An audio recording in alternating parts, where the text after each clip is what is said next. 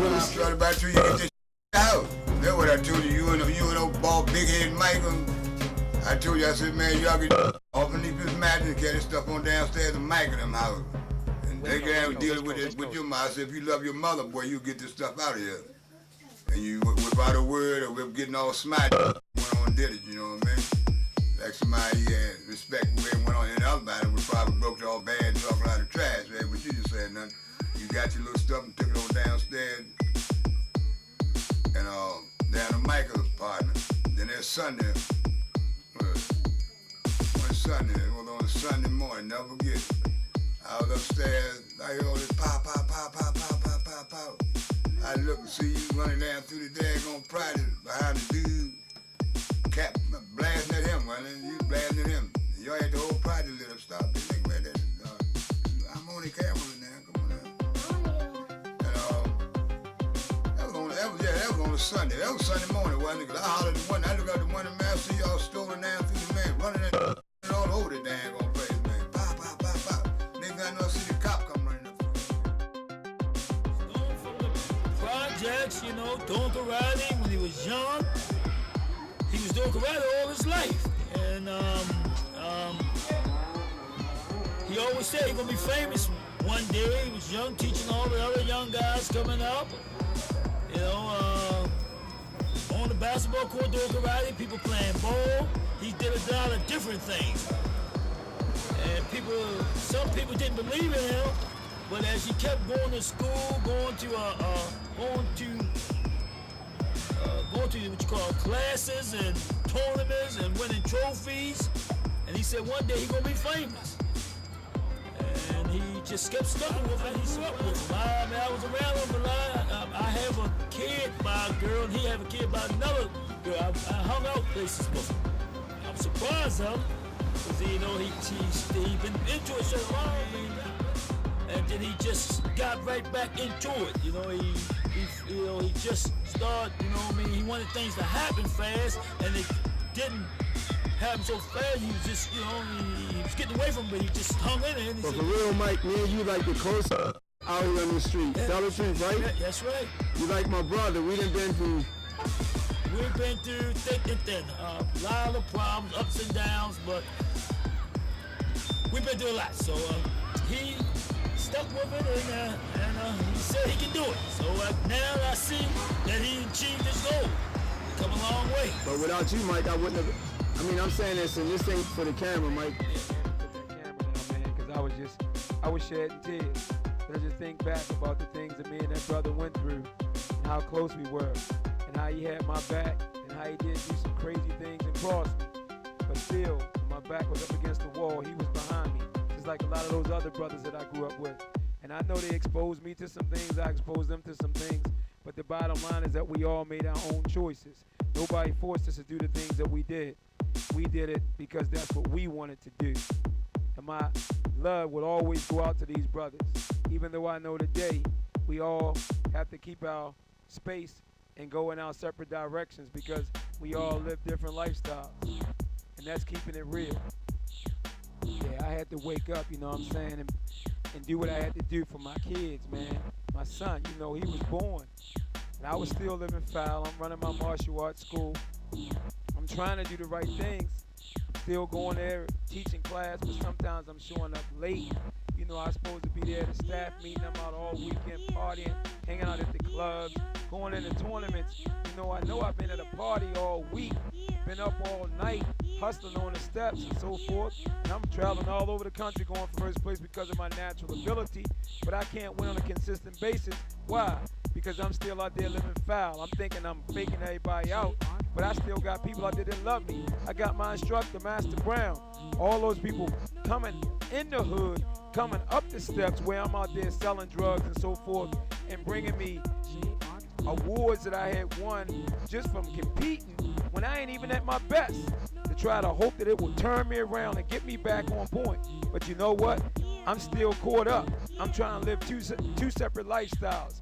Trying to be in the drug game and trying to be out there, you know, around the hood and be the man, but at the same time want to be a world champion, a master martial artist. Yeah, I'm confused. I mean, I was gifted. I had McDonald's. I had all these people putting out money to sponsor me. I'm traveling all over the world, meeting the best in the world. Billy Blank, Cynthia Rothrock. I'm competing with the best. But you know what? It still ain't enough because I ain't appreciating nothing. I'm thinking that, I can fake everybody out. Little did I know that everybody really knew what I was doing anyway. But I had to find a way, man, to break out this. But I ain't had no control. All I could keep on saying to myself when I'm sitting there letting my students down, letting my mother down, letting everybody down, including myself, all I can say is that I'm the man. Can't nobody take this from me. I got it made. Big money over here from the drug game and all the recognition on the other side and the positive lifestyle. So when I come back to the hood, everybody like saying, bam, the man. And everybody all up on me. You know, I was only faking out myself, man. It took tragedy. That's right, it took tragedy. Yeah, man. So many people have heard stories about what I had to overcome. So many people have heard all these things that other people said. Yeah, he was on drugs. Yeah, he sold drugs. He was just really wild. He stole from people. But don't nobody know the real story. You know, I'm standing here now because one person that meant so much to me, this is where she's buried, and that's my mom. You know, I never thought that when people was telling me that my mom was gonna go away, I never thought that they was for real. I kept on thinking that, yeah, mommy's gonna come back. Mommy been operated on so many times. Mommy ain't going nowhere. She's gonna be okay. The night I come in living foul, coming from one of my daily drug binges and selling drugs and doing all that stuff, my mommy was taken away from me at 6 o'clock in the morning. So you tell me, what would you do? Everybody want to pass judgment on somebody. What would you have done when your mommy's last breath was in your arms? When all she could say is that, be good, Bam Bam, be good. You know, when my mother was buried here, this thing is right in the heart of the city. She was put here. We had no money to give her a tombstone. We were just poor, broke. Everybody fussing and fighting about the grave and the casket and all that stuff. And somebody else want to judge me? Somebody else want to tell me what's going on? Yeah, what would you do? Huh? What would you do? At that point in time after she left, they had to pry me away from my mother because I would not let her body go. All I wanted to do was die. And from that time on, I was trying to commit suicide. I was drinking everything. I was doing everything. Look at it. I mean, look right here. You got you. Look at it. We got this. What everybody. This what we use to get through our pain and our anguish, right? No. I went through it and I used all that stuff. I began to get high until 10 at night. And then I would start to wonder when I couldn't get any more drugs. What was I doing with myself? So I would run this field for hours and hours, praying and begging and hoping God could help me just get my life back together. Yeah, I'm living foul, man. I ain't got no control. My life is totally unmanageable. I don't know what to do. My mommy's gone. She died in my arms. I'm just going crazy. I'm trying to kill myself. I'm losing everything. I'm getting high for any and everything. Got a $20,000 job teaching policemen, but I'm still living foul. I'm stealing anything. I'm selling anything. I'm doing whatever it takes to try to stay high. I want to stop, but I can't stop. I'm working out. I'm trying to do everything, man. I never felt anything like this. It got total control of me. My sister can't help me. I'm up all night, you know, all day, all night till 5 in the morning, getting high, man. In alleys, I'm going anywhere.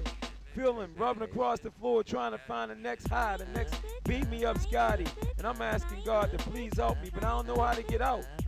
And I come back home, back to my sister's house after one of those long 5 a.m. binges. And my little niece come to the window after I knock on the door, and she said, my mommy said, you can't come in. And off to the shelters I'm living. Still living foul, running the streets, getting high, and guess what? I end up in jail for beating up the police. That's right, maximum security.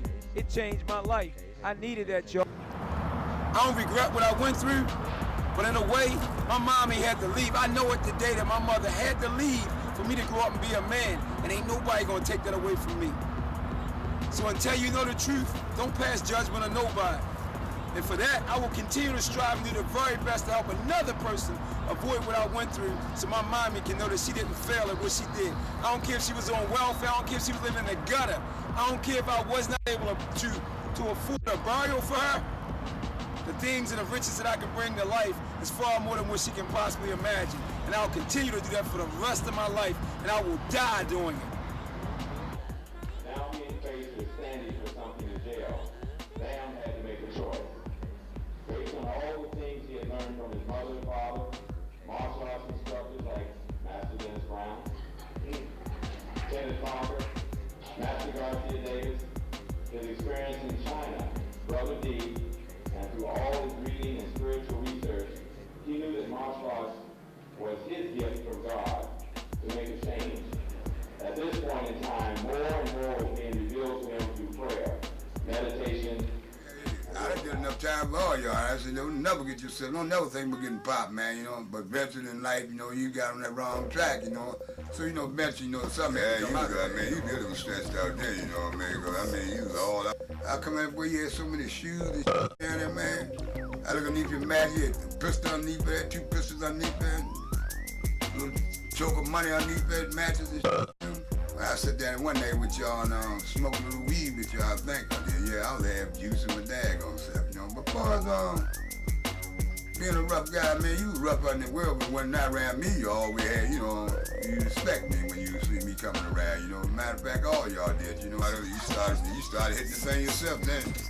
You started changing your ways, and you started dipping down in them drugs, eating heavy. You know, what the girl name, Marky's mother? And you had a lot of problems with her up there. Set you up, trying to get you beat up and stuff, and trying to get you taken out and stuff. And you realize Dennis come and got you, didn't he? Yeah. Dennis brought you back to life again, and you kind of got a hold of yourself. I ain't know you could dig. I ain't know you were dipping in this stuff, you know what I didn't, you know. Until a coach told me, said, man, you know, Bam ain't doing anything, you know, man. I said, no, you're not. You telling a daggone lie, man. I know you're not, you know. But I think you seen the light when you got popped, man. When you went to jail, that would really change you over, you know, and then you got to really get your life together, you know what I mean?